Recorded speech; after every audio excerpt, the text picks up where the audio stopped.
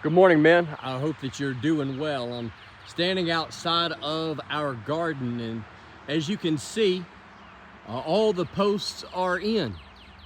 And I gotta say, some of them went in a whole lot easier than others. And it kind of reminds me, and even the shirt I'm wearing right now, on the back it says, "Grow through what you go through."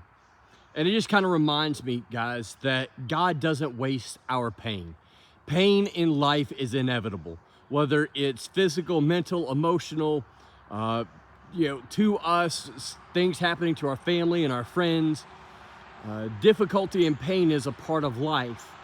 But we're reminded there in Jeremiah chapter 29, it says, "I know the plans I have for you."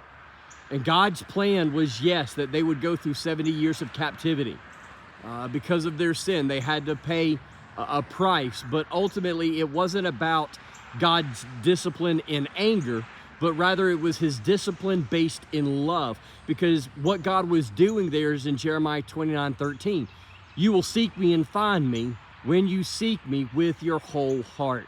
God knew that us going through pain, that Israel going through pain, would ultimately break them of their dependence on themselves, at least temporarily, and would cause them to seek him. And that's what God is doing in our lives. We go through things so that we will see our need for him, but also the sufficiency of Jesus Christ.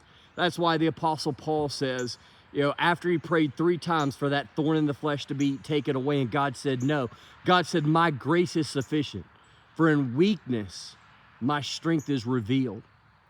And so I want to encourage you this week. Rely on the strength of God. Know that he is sufficient for anything and everything that we are going to go through, and that God has a purpose and a plan, and that is to draw us closer to him, to strengthen our walk with him, and ultimately to prepare us to be in his presence. Have a great week.